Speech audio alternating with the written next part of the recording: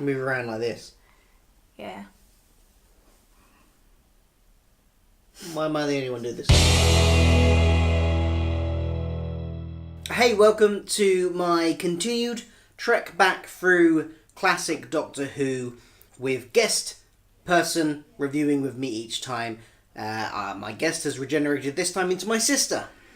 Hey. This is Holly. You can find her on Twitter here. I'm going to put it here somewhere. And also at her YouTube channel, My Adult Life. Yep. Have I got that right? My Yep. Adult Life, all one word. She's going to be helping me review today The Web Planet here on Doctor Who Rebrief.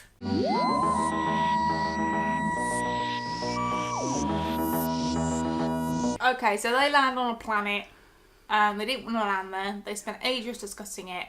And then Barbara gets held hostage by butterflies, which we thought were bees, which are called... The moth-like Menopatra.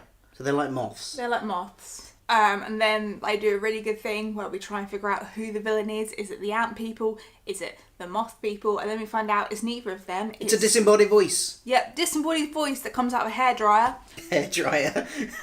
The Doctor calls it a hairdryer in the video. Oh, okay, I missed that. Enter clip here. Come along, drop this hairdryer or whatever it is. I think he forgot his line. Okay, he does that a lot. Yeah, so he said This thing comes down hairdryer. over his head. It is like a hairdryer. Yeah, it's like a Like hairdryer in salons. There is this creature that has this voice that comes through the hairdryer, and it's kind of this fungus-like creature that has infected the whole planet and mind-controlled the Zarbi, who are the ants, and they're fighting against the moth people, and the Doctors and the Tardis crew all get split up, and they all try and help and get captured by various different groups. Well, the Doctor doesn't really try to help. He tries to stay alive and realises that he has to help. The companions want to help. The Doctor's like, I kind of just want to stay alive, so... Yeah. He's not very nice, this Doctor, is he? He's on his evolution of learning the morals that we now know him for. I think actually these early companions teach him a lot of those morals, Yes, to be honest. Yes, they do. What do you think of it? Overall, just general sort of thoughts and feelings about the episode. What did you know? I liked the plot. I liked where it was going. I liked the little mini things that each companion was doing, which then came to the end to a conclusion together. However, it was about 2 episodes too long. It was 6 episodes. 4 would have been a push. That is a reoccurring theme with these earlier serials. They are always too long. You could have not watched the first episode and still got the whole entire plot line and not missed out on anything. That first episode, they spent half the episode. They were being sucked down to the planet. They spent half the episode trying to work out why.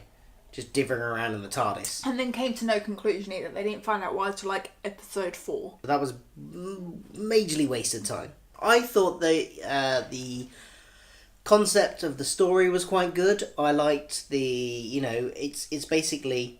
You mentioned when we were watching it, it was quite clever because... And we don't know if they knew this at the time or if it's just pure coincidence, but it's some kind of fungus that's spread over the planet. Yeah. This web. And it's controlling the ants. And of course, in actual biology, there is fungus which can create zombie ants. I think it's to spread the fungus. To spread more. the fungus I more. think that's the point. So it's quite interesting that they went with that. I don't know if they knew that at the time. I'm not sure when that was discovered. No. But either way, it's quite interesting. Yeah. They just dragged it out too long and took too long to do it, which is what they always do in these. I thought Well, I think this is going to be quite a good segue to lowlights by the sound of it. Do you want to do lowlights first? Okay, let's do lowlights first. What's Start your off with the lowlights? worst stuff, end with the good stuff. Okay. My main lowlight, I think, just in general, of this episode, but I feel like it's probably from what you've said generally, just like the Hartnell era, is that the companions who are coming up with all this out of the side box kind of thinking about why this is happening, and the Doctor was just dismissing them, being like, oh, it can't be that, it must be something really simple, and kind of not figuring it out. And that kind of really frustrated me because the Doctor that I've grown up with, because I only obviously started the Ninth Doctor, will be the one where they'll be throwing these wacky ideas out and their companions will be like, wait, hold on, what? So I felt like it was just a reverse. Yeah. And that annoyed me. I'm not quite sure if it's a low light more. It annoyed me just because it's completely different from what I know the Doctor to be. But as you said, the Doctor's evolving into the Doctor that we know. Yeah. I think he's learning as we go. I quite like that he hasn't always been the person. He hasn't always been the upright, always moral person that he's in the last episode in the Romans. That I did with Emily. He inspires accidentally Nero burning down Rome, and when he realizes that he inspired, he chuckles.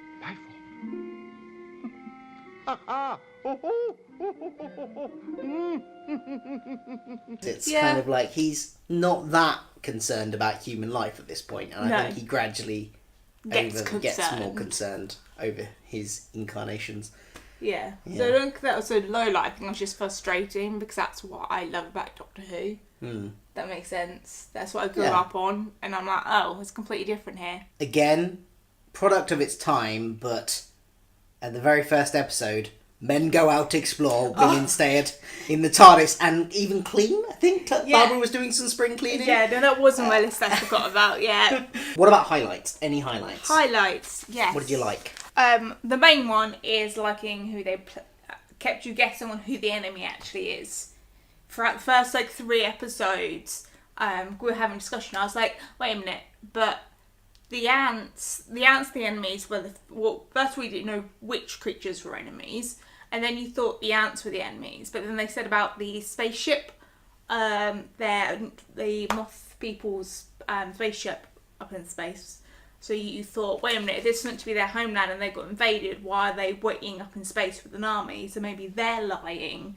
And I kind of for the first 3 episodes switched between who was the good guys and who was the bad guys until we found out that there was an actual force controlling the ants.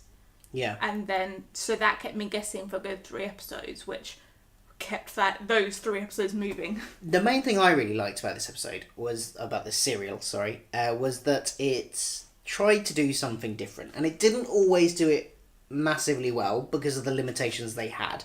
But they didn't rest on their laurels. They didn't try and do the same type of story all the time, which in some eras of Doctor Who they have done. In some of the Tom Baker era, it was just sort of gothic horror after gothic horror. Yeah. And in some of the John Pertwee era, it was very much sort of espionage spy stories again and again and again, every single serial. Whereas I think in this era what they do really well is try different things, and so you get lots of different types of stories, and this was something very different, and they tried to go very surreal with it. And, some of the sets might not have been great, some of them were actually really good. I liked the webbing set when it was lit very darkly. Yeah. Because that worked. Really good. But when it was more brightly lit, it didn't work so well. Yeah. So, and they did things like smear Vaseline on the lens, so that whenever they were outside, any shots outside, they had Vaseline smeared on the lens, so that it created this blurry effect. So I like the fact that they were trying different things. That's quite good. Didn't work completely, and it went on for too long, but overall quite good. Yeah, being experimental, which I think sometimes programs, especially now, don't do. So I have some more highlights, but I was thinking maybe bringing in a new section to your show. Always happy for new sections. Stuff to bring back. Stuff to bring back. Stuff to regenerate back into the new. Might need a catchier name. I know. For this section. Can you think of one? Not off the top of my head. If I do think of one, I'll do a title card here.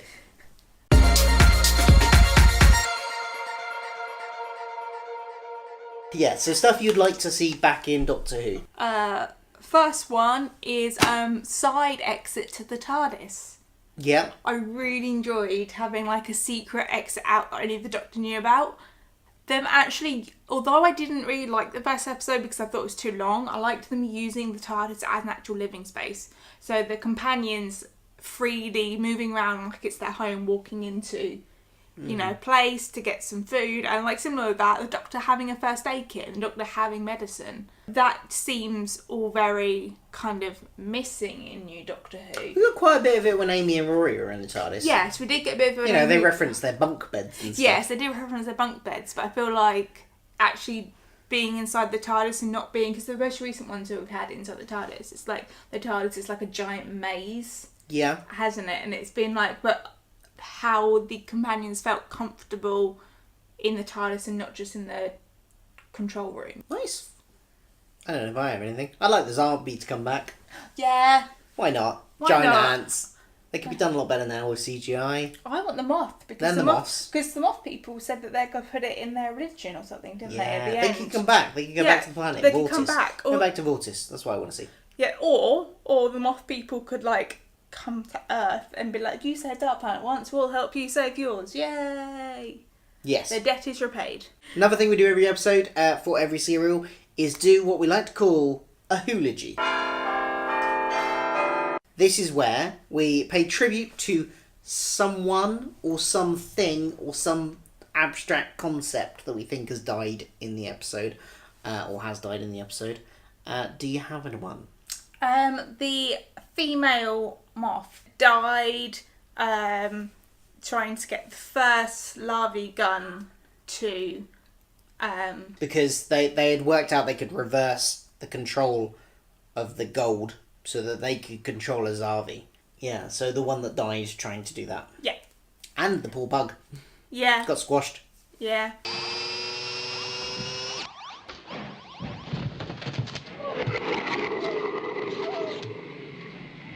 The moth should definitely fall on it in a very dramatic fashion like this. And very slowly. Yeah. They do everything very slowly, Dead. the moths. Yeah. Move around like this. Yeah. Why am I the only one doing this? Come on, do some. Yep, very sad death there. Annoyingly, that was going to be mine as well. I'm going to have to think of something else now. Do you want to redo it and you do that one? No, that's fine. No, let's just have one each. I will work on my feet. My one will therefore be an abstract one. The death of the dignity of the actors in those costumes. Because it's a bit painful. I may have used that on a previous episode when there was I bits think you definitely have. But hey, these poor actors need some tribute paid to them. Right, now Doctor Who debuts. This is where any concept that keeps recurring in Doctor Who and it's the first time we see it, you won't necessarily know because you haven't seen the others if something's the first time. Is there anything you thought, oh, maybe that is? Well, the side door, but has it ever recurred? Well, that I don't know. It hasn't in Modern Who, and I haven't seen all of Classic Who, so don't know. Somebody in the comments tell us, has the side door ever returned in any of the, I don't know, 70s, 80s? Yeah, you could have that. I was going to do the signet ring that the Doctor has because it's been in episodes before. It was in the very first episode. He's worn it and he's mentioned it.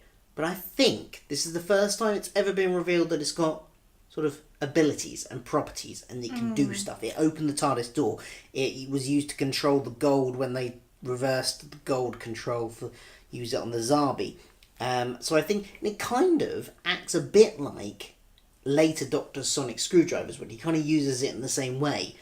And I don't know if he ever uses it in that way again, but I'm going to have it. But I do know he uses it that way in a comic. So I'm counting it as something that has reoccurred. Maybe the beginnings of a sonic screwdriver. Yeah, who knows? Maybe who knows? We've seen other sonic devices that aren't screwdrivers, so maybe it has some sonic properties to it. Maybe it's an early sonic device. So that's my Doctor Who debut for this week. Thank you for watching, and I will be back with another guest presenter for the next... No, I won't. I'm not going to have a guest presenter for the next episode, because the next episode, the next serial is The Crusades, which half of it is missing.